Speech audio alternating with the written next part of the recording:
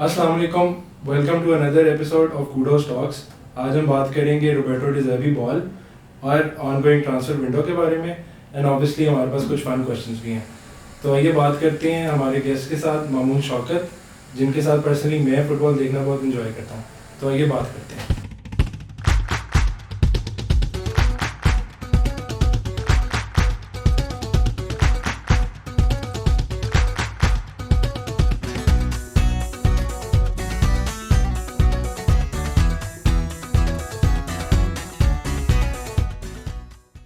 तो आज हम बात करने लगे हैं डी ज़र्बी की ब्राइटन के बारे में। डी ज़र्बी जब से ब्राइटन में आया, I think it was when Graham Potter left for Chelsea और शख्तार से ब्राइटन ने इसको रिक्रूट किया। तो the stats that De Zerbi has at Brighton are for someone like me it's amazing कि ब्राइटन की टीम के साथ इस तरह के स्टैट्स उसके हैं। तो let's start off with stats first. 44% win ratio और 1.6 points per game, obviously with a team like Brighton. क्या लगता है, ओवर अचीव कर गए हैं या ओवर अचीव कर रहे हैं अभी तक? क्या लगता है आपको इस बारे में? 44% की विन रेशियो है जी 44%। इट वाज हायर लेकिन एंड ऑफ द सीजन कुछ मैचेस है। वो बेसिकली इस चीज़ को समझने के लिए हमें ये चीज़ देखनी पड़ेगी सबसे पहले कि डी ज़र्बी आया कहाँ से है। ऑब्वियसली इटालियन कोच है, और अगर उसकी आप प्रोफाइल देखो जो उसने प्रीवियस टीम्स मैनेज की हुई हैं, जिसमें सबसे बड़ी एग्जांपल एक ससुओलो है, जो उसकी इटालियन लीग की एक छोटी टीम थी, जिसको उसने अपने गेम प्ले के अपनी थ्योरी के लिहाज से और अपने प्ले ऑफ स्टाइल के लिहाज से इस कदर मॉडर्नाइज कर दिया था। क्योंकि इटालियन फुटबॉल आप देखो तो एक नॉर्मल बंदे के लिए लगता है कि इटालियन फुटबॉल बहुत बोरिंग है, इट्स नॉट अपीलिंग एनीमोर, इतना अपीलिंग नहीं है। सो 2 decades पहले इट वाज डिफरेंट। एग्जैक्टली। उन दोनों और इसकी दूसरी टीम जो शख्तार थी, इन दोनों टीम्स की निस्बत Brighton as a team Premier League के लिहाज से अगर आप देखो तो इज बेटर। बिल्कुल ठीक है, ऑब्वियसली टॉप 4 में नहीं आते ये लोग, लेकिन टॉप 6 टॉप 7 तक ये जरूर पहुंचते। और इस सीजन उसने अपनी इस टैक्टिकल चेंजेस की वजह से और अपने इस गेम प्ले की वजह से उनको यूरोपियन स्पॉट पे ले आया है। मेरे ख्याल से यूरोपा लीग के स्पॉट पे आ गए हैं। इसको मैं ओवर अचीव इसलिए नहीं कहूँगा क्योंकि जो ये अचीव करना चाह रहे थे विद इन ओवरनाइट सक्सेस नहीं थी। ब्राइटन ने इस चीज़ के लिए पिछले 5-6 सीजन से मेहनत की है, जब से ये लोग अपना चैंपियनशिप से प्रीमियर लीग के अंदर आए, और इन लोगों ने अपना एक कहने के प्रॉपर एक सेटअप शुरू किया, प्लेयर्स को स्काउट करने का, प्लेयर्स को परचेज करने का, किसको निकालना है। क्योंकि देखें, ब्राइटन एज अ टीम वो टीम नहीं है जो जाके एक बड़ा टैलेंट जाके परचेज कर ले। एग्जैक्टली आप सोचो कि ब्राइटन अगर जाना चाहे, आर्सेनल तो जाके साका तो नहीं खरीद सकते वो लोग। ब्राइटन ने अपनी एक ऐसी फाउंडेशन क्रिएट की थी जिससे वो लोग अपना जो होम ग्राउंड टैलेंट है वो प्रोड्यूस कर सकें। अब होम ग्राउंड टैलेंट के लिए इन लोगों ने जो अपनी स्काउटिंग थी इस कदर बेहतर की हुई थी कि इनके जैसे वो प्लेयर है मैकलिस्टर जो लिवरपूल जा चुका हुआ है, वो इन लोगों ने अर्जेंटीना की जो सेकंड डिवीजन थी उसमें से वो लोग खरीद के लेकर आए थे मैकलिस्टर को। इनका जो दूसरा प्लेयर है एनसीसो, उस एक्वाडोर की किसी सेकंड डिवीजन फर्स्ट डिवीजन की लीग में खेल रहा था। वहां से ऑब्वियसली अननोन प्लेयर्स थे, इतना फ्लैशी कहने कि इनके ऊपर न्यूज़ नहीं आती होती थी कि प्लेयर्स आगे की तरफ आ रहे हैं कि नहीं आ रहे। सो ये परचेजेस ग्रैहम पॉटर ने की थी, और पॉटर का play of style I think similar था एज कम्पेयर टू अगर आप करें डी ज़र्बी के साथ। दोनों का प्ले ऑफ स्टाइल सिमिलर था, जिस वजह से जिनकी टीम है काफ़ी अच्छी तरह जेल कर गई थी अर्ली ऑन ही। क्योंकि जब पॉटर को परचेज किया था उन्होंने चेल्सी ने, तो जो जिस प्रोफाइल का मैनेजर जो सूट करता था ब्राइटन को यही था। तो इस वजह से ओवर अचीव नहीं कहूँगा, लेकिन सरप्राइजिंग ज़रूर थे। आप ये भी नहीं कह सकते कि डी ज़र्बी का पर्पल पैच है, क्योंकि उसने जो किया है अपनी प्रीवियस क्लब्स के साथ वो सेम वही यहाँ पे कर रहा है, और वो हर जगह पे प्रॉपरली ही अप्लाई हो रहा है। ऐसे ये नहीं है कि कोई वन ऑफ सीजन है ये। कितना क्रेडिट जाता है कि मिसाल के तौर पे ग्राहम पॉटर ना होते और डी ज़र्बी एकदम से आते, तो क्या ये पॉसिबल था कि बिल्कुल फाउंडेशन के बगैर ball playing buildup from the back without playing off the second ball, इस तरह से पॉसिबल था कि अगर इस तरह से फाउंडेशन ना होती? देखें, डी ज़र्बी को जो टीम मिली है, इनहेरिट हुई है ग्रैहम पॉटर की तरफ से, वो सिमिलर स्टाइल ऑफ प्ले ही खेलते थे। अगर आप देखें पोर्टर के मैचेस निकाल के जो जितनी देर तक वो ब्राइटन में थे, और वो काफ़ी अच्छे मैचेस, अगर आप देखें टैक्टिकली बहुत स्ट्रॉन्ग थे ग्रैम पोर्टर, जो कि वो सारी बातें चेल्सी में नहीं इंस्टॉल कर सके वो सारी टैक्टिक्स। लेकिन अगर आप सैम एलर्डाइस जैसा मैनेजर लाते हैं, कोई और इंग्लिश मैनेजर लेकर आते हैं, कह लें कि व्हाटएवर जो भी आपके पास इंग्लिश, डेविड मॉयस है, ठीक है, वो एक कह लें कि प्रोफाइल में डिफरेंट ज़रूर है, लेकिन जो गेम प्ले डिजर्बी लेकर आना चाह रहा था वो ऑलरेडी प्लेयर्स के अंदर मौजूद था। और अगर कह लें कि सैम एलर्डाइस पहले मैनेजर होता ब्राइटन का, तो वो चीज़ इंस्टॉल करना बहुत मुश्किल होनी थी डिज़र्बी के लिए, और वो प्रोलॉन्ग उसको काफ़ी टाइम लग जाना था आगे तक आने के लिए। तो लाइक जो अचीव कर चुके हैं सीज़न में अपना यूरोपियन स्पॉट एक यूरोपा लीग के लिए, वो नहीं अचीव कर पाना था उन्होंने। वो लाइक मिड टेबल कहीं ना कहीं ज़रूर होती ब्राइटन, लेकिन हमें एक सेंस ऑफ उनको एक सेंस मिल रही होती है हमें कि डिज़र्बी कुछ ना कुछ को कर रहे हैं अपने ब्राइटन के अंदर। तो आप कह लें कि जो ही बात कह लें कि ओवर अचीव नहीं कहेंगे इसको, और एक डिफरेंट एस्पेक्ट के लिहाज से अगर आप देखें तो डिज़र्बी ने जो किया है वो most of the Premier League manager इस वक्त नहीं कर सकते। उसको टाइम लगना था, obviously it would have taken a bit more time. एक आधे सीजन में it was very difficult to do. Players का कितना रोल है इस सारे डिज़र्बी बॉल में जो हमने देखा है इस सीजन में? इनकी ब्राइटन की सबसे खूबसूरत बात यह है कि उनकी जो प्लेयर रिक्रूटमेंट और प्लेयर स्काउटिंग का जो तरीका है वो डिफरेंट है दूसरे क्लब्स के निस्बत। इनके जो मोस्टली प्लेयर्स हैं वो एक लोअर डिवीजन लीग से इन्होंने लिए हुए हैं, 2 डिफरेंट कंट्रीज से लिए हुए हैं। जैसे मैकएलिस्टर हैं जो कि अब नहीं है इनके पास, वो लिवरपूल जा चुके हैं। तो मैकएलिस्टर इन्होंने परचेज किए थे अर्जेंटीना की लीग से, जो कि एक सेकंड डिवीजन की लीग थी।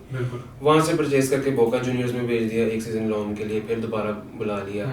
एनसीसो इनका एक प्लेयर है जो पैराग्वे से इन लोगों ने खरीदा, वो भी एक लोअर डिवीजन लीग ही है। इनका काइसेडो है, एस्टुपिनियान है, ये एक कह लें कि मतलब these were unknown players हैं ऑब्वियसली, और लोगों को इतना नहीं आइडिया है इन प्लेयर्स के बारे में। और अगर आप देखें इनका एक स्ट्राइकर है एवन फर्गसन, वो इन लोगों ने आयरिश लीग से बोहेमियन से खरीदा है, और लाइक 18-19 साल का प्लेयर है वो। और जितनी देर वो अभी उसको आए हुए होगी under De Zerbi, he has been very influential. Like 12 matches में उसने 4 के 5 गोल किए और 3-4 असिस्ट उसने दिए। सो आई थिंक एक प्लेयर रिक्रूटमेंट बहुत मैटर करती है इस तरह के गेम प्ले को इम्प्लीमेंट करने के लिए। और प्लेयर्स का you don't have the kind of resources कि जो बाकी टॉप, हाँ जी, तो सारी बात टॉप 4 टीम्स के जितना इनके पास रिसोर्सेज नहीं है, लेकिन sticking to the same plan और एक सेम वेवलेंथ पे होना as a manager, as a club और एज अ जो ओनर है, इन सब का एक ही वेवलेंथ पे होना भी बहुत लाजमी होता है। Exactly, they were it was much more easier for De Zerbi just because Graham Potter और जो ownership है, even the sporting directors, they were on the same page. They had the idea कि हमने इस brand of football के साथ चलना है, इस brand of football, ये brand of football हमने खेलना है। And then obviously when a manager leaves and if you bring in the same kind of manager, it's much easier. In contrast कि अगर मिसाल के तौर पे you go for the big boys, even अगर Mourinho, if somehow he was managing Brighton, और आप इतना shift मारें De Zerbi के साथ, तो it would have been much more different. बात करते हैं Pep, obviously you can't leave him out these days. Pep ने after winning against Arsenal, he came to the press conference, उसने कहा कि Brighton is the best team in the world. For a second he had me, मुझे लगा कि शायद थोड़ा ज़्यादा कह के, लेकिन then he said कि build up में they are the best team in the world. कितना इत्तेफाक करते हैं इस बात से, और what exactly does that mean? देखें पेप जैसा मैनेजर अगर आपको अप्रोच दे रहा है तो किसी ना किसी वजह से ही दे रहा है। और पेप की नेचर का हमें पता है कि पेप दूसरे मैनेजर्स को ज़रूर रिस्पेक्ट देता है, लेकिन इस सीज़न उसने मोस्टली De Zerbi को दिया, और उसने ये बात तक बोल दी है कि ब्राइटन इस दुनिया में इस वक्त बिल्डअप के लिहाज से बहुत अच्छी टीम है, बेस्ट टीम। हाँ जी, वो उसने क्यों बोला है क्योंकि एक ब्राइटन के जो प्लेयर्स हैं उनको एक प्रेस रेजिस्टेंट बनाया है De Zerbi ने। उनके प्लेयर्स को पता है कि कब बॉल, जब भी आपके पास एग्रेसिवली दूसरी टीम प्रेस कर रही है तो बॉल प्ले कब करना है और कितनी इंटेंसिटी के साथ उसको बॉल को कैरी करना है, Alright. ठीक है। और डिज़र्बी एक बात कहता होता है कि प्रेसिंग इज़ अ गैम्बल, कि आपकी टीम के ऊपर जब कोई प्रेस कर रहा है वो एक गैम्बल ले रहा है, अनलेस वो बहुत अच्छी टीम है जो प्रेसिंग कर रही है, ठीक है। तो वो एक उसी गैम्बल के साथ डिज़र्बी खेलता है और उसको वो करना आता है। अब उसकी एक करने का तरीका ये है कि वो एक टीम की फॉर्मेशन जो उसने रखी होती है, जैसे आप फर्ज कर लें कि उसने टीम की फॉर्मेशन रखी हुई है 4-4-2, ठीक है। अब वो 4-4-2 को कभी 4-2-2-2 में भी कन्वर्ट हो जाती है ड्यूरिंग बिल्डअप, डिफेंसिव फेज में वो 4-4-2 ही रहेगी, लेकिन 4-2-2-2 जब वो बिल्डअप में करेगा तो वो एक बॉक्स फॉर्मेशन कर देगा। जो मिडफील्ड में एक बॉक्स क्रिएट होता है वो कह लें कि प्रेस रेजिस्टेंट बन जाता होता है, जिसमें आपको एक फ्री मैन भी मिल जाता है, एक ओपन मैन भी मिल जाता है। ये फुटबॉलिंग टर्म्स के लिहाज से अगर आप देखें कि ओपन मैन होता है वो कभी फ्री नहीं होगा, उसके ऊपर कोई दूसरा प्लेयर प्रेस जरूर करे, लेकिन फ्री मैन जब उसका होगा वो ओपन जरूर होगा। और वो एक जब वो फ्री मैन को बॉल पहुंचाना ही डिज़र्बी का एक मेन पॉइंट है उसके बिल्डअप में। तो ओपन मैन और फ्री मैन में बेसिकली मेरी जहाँ तक अंडरस्टैंडिंग है उनमें फ़र्क ये है कि ओपन मैन जो है he can always receive the ball, लेकिन वो उसका कुछ कर नहीं सकता, उसका कुछ कर नहीं सकता, वो क्रिएट समथिंग एग्जैक्टली बिल्डअप में वो कुछ इतना नहीं। जबकि इन कॉन्ट्रास्ट फ्री मैन जो है when he receives the ball he can start the attack. अब वो फ्री मैन का जो पार्ट है इस पूरे बिल्डअप में वो ये है कि डिज़र्बी के जो टैक्टिक्स में एक ये चीज़ है कि उसका जो भी फ्री मैन है वो अपने हाफ में होगा, ऑपोजिशन के हाफ में नहीं रखना उसने अपना प्लेयर। जो फ्री मैन होना चाहिए वो अपने हाफ में इसलिए है क्योंकि वो एक इंट्रिकेट पासेस जो लिंकअप करेगा थर्ड मैन के साथ, थर्ड मैन रन जो निकालता है वेलबैक निकालेगा या मैकेलिस्टर निकालेगा, वो रिसीव करने के लिए फ्री मैन को बॉल पहुंचाना लाजमी है। अब फ्री मैन कह लें कि विंग पे बॉल पहुंचा देगा 1v1 क्रिएट करने के लिए, क्योंकि बात एंड पे वही आ जाती है, मॉडर्न फुटबॉल में न्यूमेरिकल सुपीरियरिटी होना बहुत लाजमी है आपके पास जब आप बिल्डअप क्रिएट कर रहे हो। और इस चीज़ को हम लोग एक शक्ल में अगर आप देखें तो इसको आर्टिफिशियल ट्रांजिशन भी कहते हैं। उनके ब्राइटन एक प्रेस प्रोवोकिंग टीम है, वो चाहती है कि आप उनके ऊपर प्रेस करो और उसी चीज़ का वो फायदा उठाते हैं। और जब भी वो प्रेस करते हैं वो वर्टिकल पासेस में वो एक प्लेयर फ्री जरूर मिलता है उनको। यही कुछ टीमें इस चीज़ को कैच नहीं कर पाती। मैंने एक बड़ी और चीज़ देखी है, बड़ी एक और चीज़ नोटिस किया, और जब मैंने पहले देखी तो मैंने कहा शायद it's a one of occurrence, लेकिन जब मैंने बार बार देखता गया तो इट फेल्ट लाइक कि इसकी कोई वजह है। और फिर जब लोगों ने काफ़ी एनालिस्ट ने इस पे बात करना शुरू की तो तब मुझे रियलाइज़ हुआ कि असल में this is a thing that he is doing intentionally, his teams are doing intentionally.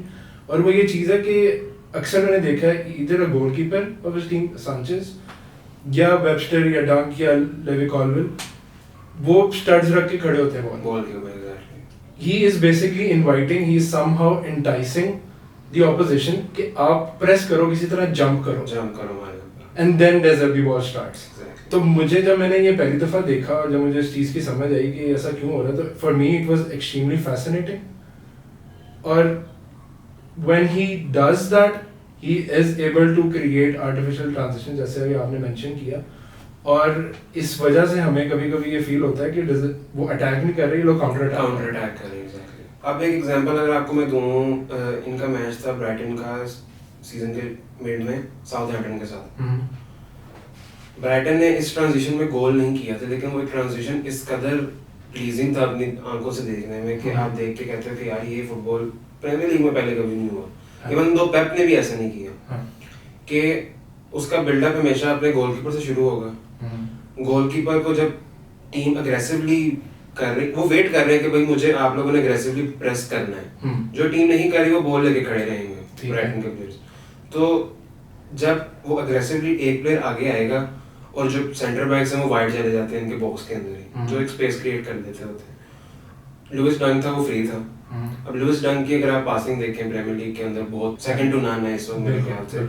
उसकी पास मेरे ख्याल से रोड्री से भी ज्यादा ही है जी, पास सक्सेस उसके जितने भी हैं। उसने जो पास कह लें कि पासिंग लाइन उसने चेक की कि डंक फ्री है, डंक को उसने पास दिया, डंक ने सिर्फ एक वर्टिकल पास निकाला आगे, जो भी मिडफील्ड में फ्री था, काइसेडो फ्री था मिडफील्ड में, जो कि उसने लिंकअप किया वेलबैक के साथ। अब डिज़र्बी की एक ये चीज़ भी बहुत प्लेजिंग है कि जब आप इनका बिल्डअप देखते हो आपको लगता है कि इनका स्ट्राइकर खेल ही नहीं रहा, बगैर स्ट्राइकर के खेल रहे हैं। उनके वेल बैक फॉल्स में आ जाता होता है कभी-कभी, उनका फ्रंट मैन कोई होता नहीं, टारगेट मैन नहीं होता। उसका फायदा ये है कि वो एक बिटवीन द लाइंस वो इस कदर अच्छे हैं मैकेलिस्टर और ये वेलबैक, जो कि मैकेलिस्टर थर्ड मैन रन निकालेगा, मिटोमा को बॉल मिलेगी, वो एक कहने के थ्रू बॉल निकाल के पास चांस क्रिएशन कर देंगे।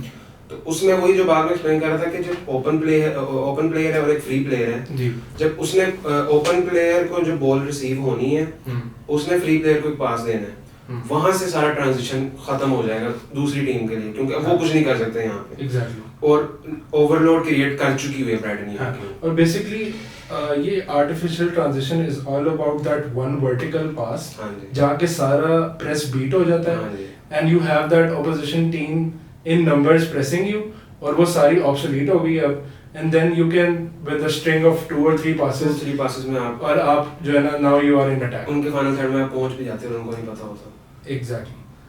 अच्छा, इसके बाद हम बात करेंगे, now we have a team like Mourinho, a team like that is managed by Mourinho or someone like Diego Simeone. अगर आप प्रेस ही नहीं कर रहे हो, अब आपकी टीम, आपको the opposition team is not pressing you, तब आपको लगता है डिजर्बी के लिए मुश्किलात पैदा हो सकती हैं, गिवन कि आप चेज भी कर रहे हैं गेम को, अब you are 1-0 down, you have to play your game.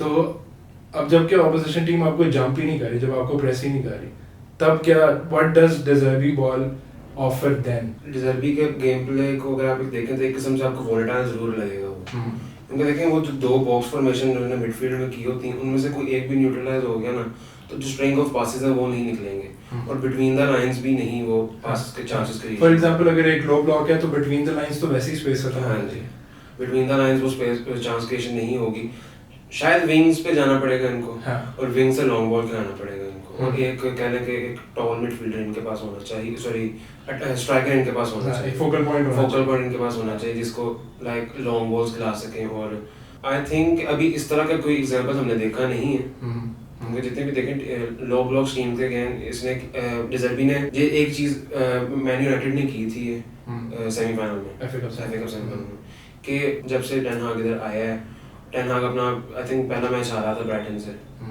तो उसने ये इम्प्लीमेंट किया था अपने एफए कप के सेमीफाइनल के अंदर कि उसने अपने प्लेयर्स को जंप नहीं करवाया, प्रेस नहीं करवाया ज्यादा, वो कैसेमीरो और जो फ्रेड थे वो एक रोल प्ले कर रहे थे मिडफील्ड के अंदर पासिंग लाइंस को ब्रेक करने के लिए, बस डिफेंडर्स को उसने जंप नहीं करवाया, उन्होंने कहा उनको बिल्डअप कर रहे हैं वो करने। तो यूनाइटेड का एक कह लें कि गेम प्लान मोस्टली यही होता है कि वो भी काउंटर पे ही खेलते हैं मोस्टली, गलती करने देते हैं अगली टीम को। तो आप देखें वो मैच चाहे 0-0 था, खत्म भी 0-0 ही हुआ था, चांस क्रिएशन बहुत ज्यादा हुई थी लेकिन गोल स्कोरिंग अपॉर्चुनिटी कोई प्रॉपर नहीं बन पाई थी। जैसे मुझे एक और चीज़ याद आती है, I was researching on De Zerbi, तो मैंने I saw some clips when he was in Shakhtar, obviously Shakhtar is the best team in Ukraine, तो उसके खिलाफ जो मोस्टली टीम्स थी वो मिडफील्ड में कॉम्पैक्ट थी, वो दे वर नॉट अलाउइंग डिजर्बी बॉल, जो कि हम जिसकी बात कर रहे थे। तो मैंने ये देखा कि वो इस कदर रिस्की पासेस कर रहे थे to and from centre mids to centre back कि किसी तरह उनको एंटाइज कर सकें प्रेस के लिए। एक और चीज़ मैंने ये देखी कि वो लो ब्लॉक्स के साथ जो कर रहे थे, स्टार्ट्स ऑन द बॉल, और वो अपने दरमियान और बॉल के दरमियान काफ़ी फासला रख रहे थे कि समहाउ किसी ना किसी तरह वो जंप करें और एक फ्री मैन हमें। हाँ, तो ये ऑब्सेशन जो जंप के साथ है डिजर्बी बॉल का, उसने आपने गैम्बलिंग की भी बात की, तो वो चाहते हैं कि अगली टीम में प्रेस करे तो then they can put on a show, क्योंकि उनके पास जिस प्रोफाइल के प्लेयर्स हैं वो इजीली इस गेम प्लान को फॉलो कर सकते हैं। Exactly. What is the future of Brighton? De Zerbi का क्या फ्यूचर है in the Premier League, given कि मैकएलिस्टर और कैसेडो जैसे प्लेयर्स लीव कर रहे हैं? अगर आप ये सीजन निकाल के पूरा देखें तो आप एक चीज़ आपको लगे कि शायद कुछ लोगों को लगे कि शायद उनका एक पर्पल पैच था जो इतनी सक्सेसफुल और यहाँ पे ले गए हैं, लेकिन ये एक इंटरेस्टिंग चीज़ होगी अगले सीजन में देखना, क्योंकि ब्राइटन के पास हर एक प्लेयर की रिप्लेसमेंट उनके पास पड़ी होती है, ठीक है। इनके पास कुकुरेया था जो उन्होंने चेल्सी को भेज दिया, उसकी रिप्लेसमेंट में ये लोग स्टुपिनियन ले आए थे। इनके पास ट्रोसार्ड था जो इन्होंने आर्सेनल को दे दिया, इनके मतलब प्लेयर्स इन्होंने जो सेल किए हैं अच्छे प्राइस पे सेल किए हैं और उनकी रिप्लेसमेंट इनको इजीली मिल गई है। मिटोमा आ गया ट्रोसार्ड की जगह। हाँ, और कुछ लोग तो अब ये भी कह रहे हैं कि he is better than Trossard. Team gel इस तरह कर रही है कि हर प्लेयर अपनी एबिलिटी शो कर पा रहा है। ट्रोसार्ड जब से आर्सेनल गया is a good signing, not हाँ, ही इज नॉट लेकिन वो चीज़ नहीं है जो ब्राइटन में था वो। हाँ, गेम प्लान भी डिफरेंट है, प्लेयर्स की प्रोफाइल डिफरेंट है। तो एक बात ये कि इनके पास प्लेयर्स की रिप्लेसमेंट होती है। हम लोगों ने मैकेलिस्टर भेज दी है, इनके पास वो बोनानोटे है अर्जेंटीना का यंगस्टर है इनका, वो एक रिप्लेसमेंट ये लोग ले आए हैं। एग्जैक्टली। ठीक है, अब कह रही हैं कि कैसेडो भी शायद ये लोग भेज देंगे जी जी, लेकिन उसकी पता नहीं क्या रिप्लेसमेंट आते हैं ये लोग, ये मुझे नहीं पता। तो एक और बड़ा इंटरेस्टिंग स्टैट जो मुझे बड़ा प्लीजिंग लगा वो ये था कि Brighton has the most goal scored from inside the box. Do you think इसका डिजर्बी बॉल के साथ कोई खास कनेक्शन है? देखिए ऑब्वियसली वो है, क्योंकि देखें उसका जो गेम प्लेइंग जितना भी स्टाइल है वो न्यूमेरिकल सुपीरियरिटी क्रिएट करना और एक ओवरलोड क्रिएट करना बिटवीन द लाइन्स है। जैसे वो एक वर्टिकल पास निकलता है डिफेंस में बैक फोर में से उसकी, तो वहीं पे सारी प्रेस बीट हो जाती है और आगे के जो फॉरवर्ड्स हैं वो वहीं पे होंगे, अपनी पोजीशन पे रहेंगे, तो वो जो विंगर्स हैं वो अंदर की तरफ आ जाएंगे 1v1 क्रिएशन के लिए। तो वो एक थर्ड मैन पास निकालना और बैक 3 रह जाती है या बैक 2 कभी कभी रह जाती है, तो 4v2 या 4v3 इजीली रह जाता है ब्राइटन के लिए बॉक्स के अंदर जाना। तो देखें फुटबॉल के जो मॉडर्न डेज में अगर आप फुटबॉल देखें तो जो फ्री स्पेसेस को कह लो कि एक्सप्लॉइट करना इज द मेन थिंग। वो फ्री स्पेसेस ही वहाँ पे क्रिएट हो रही हैं, तो वो फ्री स्पेसेस की वजह से बॉक्स के अंदर जाना इनके लिए आसान है और वहाँ पे जाके एक्स्ट्रा पास निकालना इज अ ग्रेट थिंग। क्योंकि देखें मिटोमा और जो सॉली मार्श इनके जो विंगर्स हैं वो इजीली कर लेते हैं। विंग अगर एक्स्ट्रा पास नहीं भी निकल रहा बिटवीन द लाइंस एक थ्रू बॉल निकल आएगा, अगर मैकेलिस्टर थर्ड मैन रन निकाला तो वेलबैक स्कोर करेंगे या इवन फर्गसन है वो आगे score. It is also down to the thing कि इतना जल्दी ट्रांजिशन कर रहे हैं from defence to attack, from build up to the final third, इतना जल्दी हो रहा है कि most of the opposition team is not behind the ball, so they can easily manage to get inside the box and obviously they can score from inside the box as well. Brighton से हटके, डिजर्बी से हटके, let's talk about general football in general. Saudi League, as we all know, the top 4 clubs from Saudi Arabia, they are on a shopping spree. क्या ख्यालात हैं इस बारे में? देखिए वो जो अचीव करना चाह रहे हैं अपनी लीग की बिना के ऊपर इज अ ग्रेट इनिशिएटिव कह लें। देखें गल्फ के अंदर जितनी भी कंट्रीज़ हैं उनमें से सबसे ज़्यादा कामयाब वो सऊदीया ही है, जो अपनी लीग में जिन्होंने सबसे पहले रोनाल्डो को लेकर आए, अब कांटे जा रहा है और जिन प्लेयर्स बेंजेमा भी गए हैं, कोलिबाली भी है, रूबेन नेवेस आ गया है, फिर अपना they trying to get Mahrez as well, Ziyech as well. हाँ जी, तो there is potential obviously in Saudi League. They are the best nation, GCC nation. They are the best footballing wise.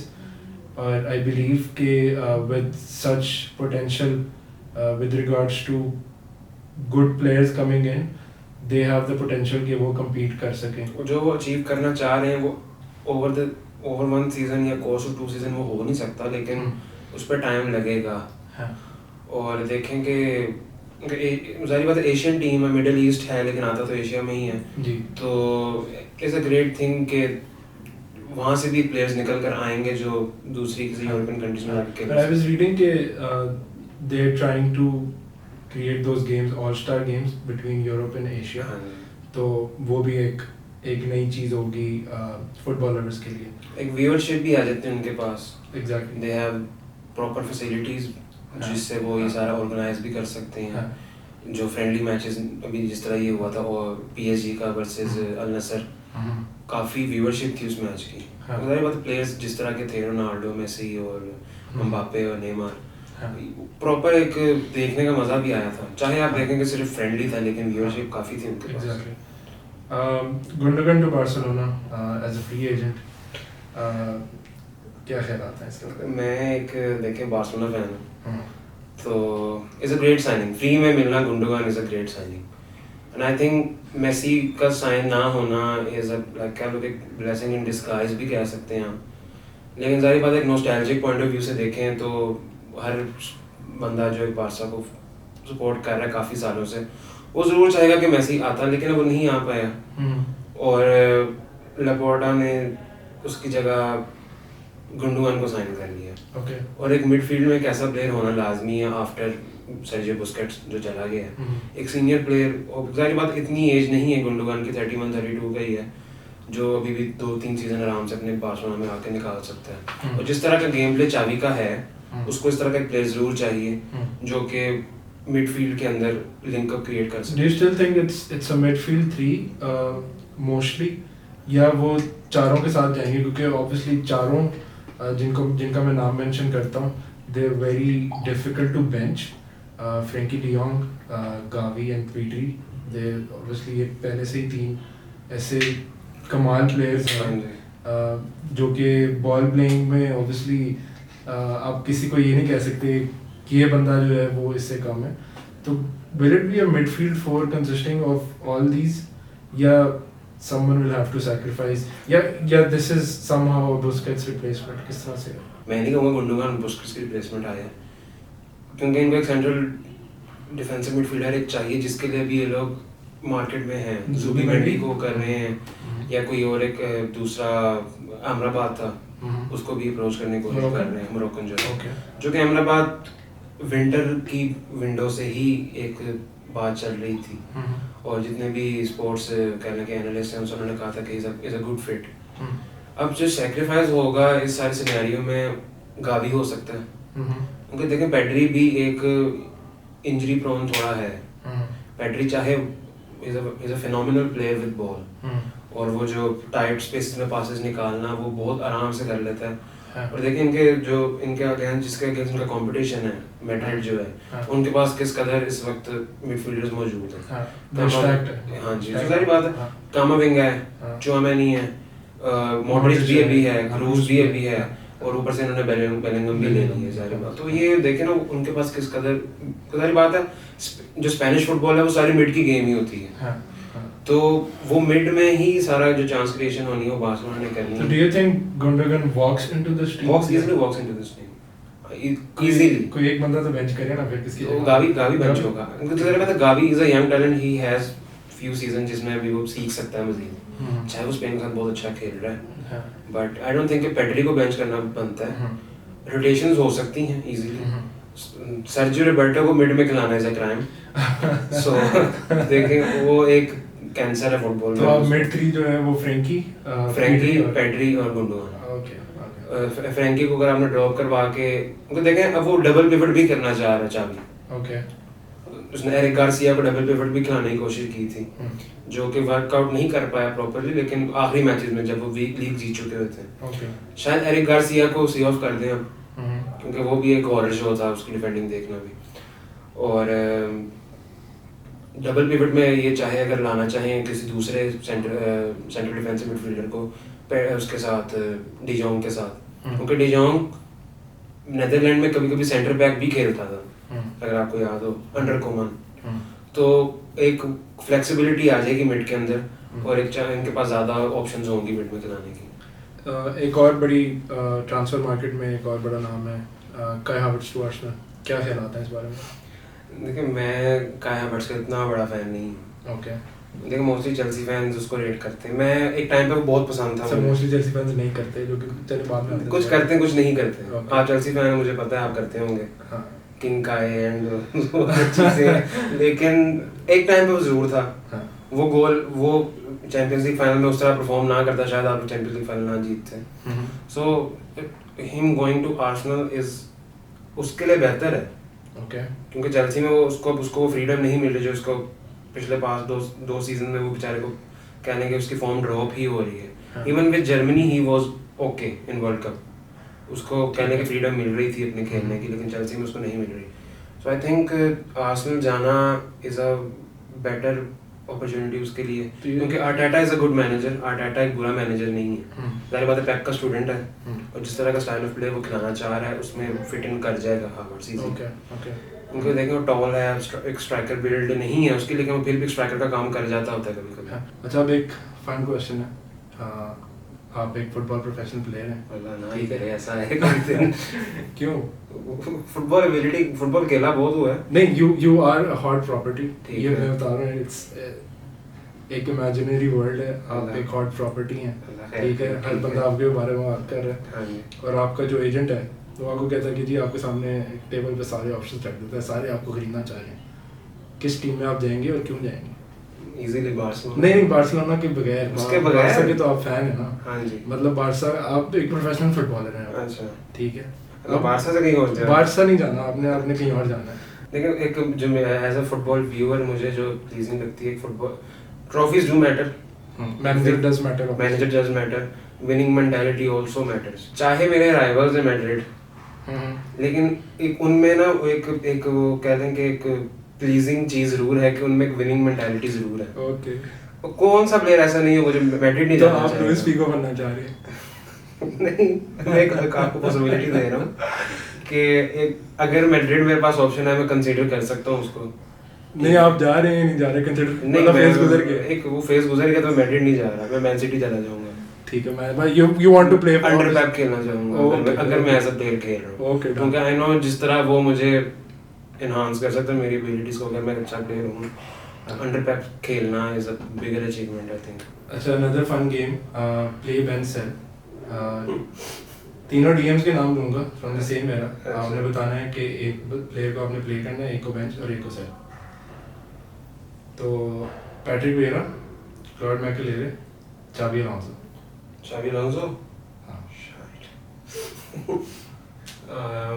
मुझे चाबी Alonso मुझे बहुत पसंद है as a central defensive. अब पैट्रिक वेरा, ओ सॉरी, चाबी अलोंसो के रहने दें कि तो थोड़ा सा बाद में आए, आप रॉय कीन ले लें। रॉय कीन, पैट्रिक वेरा को मैं प्ले करूँगा। ओके। मैकलेरे को बेंच और रॉय कीन को सेल कर दूंगा। यही है क्या क्योंकि जिस तरह का फुटबॉल अगर मैं खेलना चाह रहा हूँ उसमें रॉय कीन नहीं फिट कर पाएगा। ओके। और Patrick Vieira was attackingly more sound than Roy Keane. Okay. Makelele was much more defensive than them compared to दोनों से अगर आप कंपेयर करें। ओके। बॉल प्लेइंग एबिलिटी में भी मैकलेरे की इतनी खास नहीं थी, लेकिन उसकी एक पोजीशन उसके नाम से ही इन लोगों ने निकाल दी थी, मैकलेरे पोजीशन। ओके। सो उसको इस चीज़ का क्रेडिट तो देना पड़ेगा। रॉय कीन यस, तो क्रेडिट देके आप उसको बेंच कर दिया आपने। लेकिन जो मुझे ज़्यादा पसंद है वो पैट्रिक वेरा है। ओके। ओके। तो लेकिन रॉय कीन को ये नहीं कह रहा कि मैं डिस्क्रेडिट कर रहा हूँ, इज अ ग्रेट प्लेयर, हाँ। No doubt. हिस्ट्री में लाइक बहुत अच्छा प्रीमियर लीग में अच्छा striker, sorry central defensive midfielder है, लेकिन उसको भी सेल करते हुए खुश नहीं होगा। क्योंकि जाहिर बात है ना, कैप्टन मेंटालिटी है और एक विनिंग कैप्टन चाहिए आपको अपनी टीम के अंदर। ओके।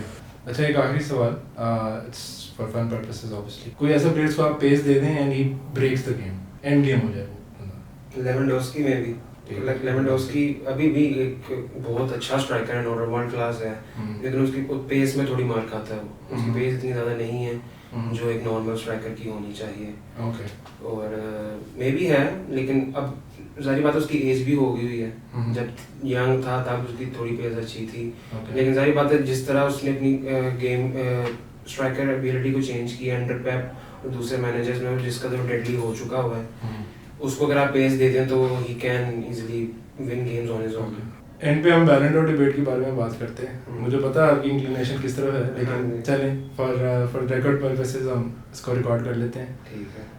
कौन जीत रहा है जी बैलन डोर? देखें, क्वेश्चन के बहुत आंसर्स निकल सकते हैं, लेकिन जो एक आपकी अपनी पर्सनल प्रेफरेंस होती है, एक प्लेयर की तरफ रिलाई करती है। नहीं, आप डिजर्व क्या समझते हैं, ये बंदा डिजर्विंग है और ये जीतना चाहिए? मेसी डिजर्व करता है। ओके। देखें वो उसने एक वर्ल्ड कप अचीव कर लिया अपना, और जिस तरह की परफॉर्मेंस उसकी वर्ल्ड कप में थी, वो लाइक एक इटर्नल परफॉर्मेंस थी। हाँ, मेरा भी ये मानना है कि देखें, I personally think the deciding factor for this Ballon d'Or is Haaland no doubt has been sensational this season, और उसका डेब्यू सीजन था प्रीमियर लीग में, कमाल सीजन उसने गुजारा है। But then again in those clutch matches, in those knockout matches at the end, the deciding factor is that Messi was man of the match again and again in almost every game World Cup में। और the fact that उसने हर stage of the competition the World Cup उसने गोल मारा है, और Holland ने नहीं perform किया in the final, in the semifinal of the competitions, तो मेरे ख्याल से it goes to Messi. But then again Alvarez का भी सीन चलता है क्योंकि he has most of the trophies. Haaland वाली भी सारी जीता है, वर्ल्ड कप भी जीता है. बट देन अगेन मेरे ख्याल से Alvarez hasn't played enough. Obviously Argentina के साथ तो वो खेला and he was the missing link. लेकिन I think Messi deserves it as well. लेकिन जाहिर बात है मैं मेसी के आंसर से हालैंड को डिस्क्रेडिट नहीं करना चाह. जिस तरह के नंबर्स उसके हैं इस सीजन में, ही वाज लाइक काफ़ी इंग्लिश कहने की फुटबॉल एनालिस्ट ने कहा था कि Haaland won't be that Haaland जो उन्होंने जर्मन लीग में देखा हो. तो उसने टोटली उस चीज़ को एक उस डिबेट को ख़त्म कर दिया जिस तरह उसने अपने नंबर्स उसने अचीव किए हैं प्रीमियर लीग के अंदर. सो आई थिंक के ओके मेसी देखे ना, वो जा भी तो यूएसए जा चुका हुआ है. शायद वो एक फैक्टर बन जाए उसमें कि वो यूएसए जा चुका है, उसका मतलब लेटर एंड ऑफ द उसका जो ये सीजन तो हो चुका है ना. I think it's in September. I might be wrong, हो सकता है इससे पहले हो जाए, इसके बाद अक्टूबर में. Thank you so much Mamoon भाई हमें ज्वाइन करने के लिए. It was a great conversation. बहुत मज़ा आया आपसे बात करके. Thank you for joining the podcast और होपफुली आपको इस पॉडकास्ट का मज़ा आया होगा. Thank you for watching. अल्लाह हाफिज़.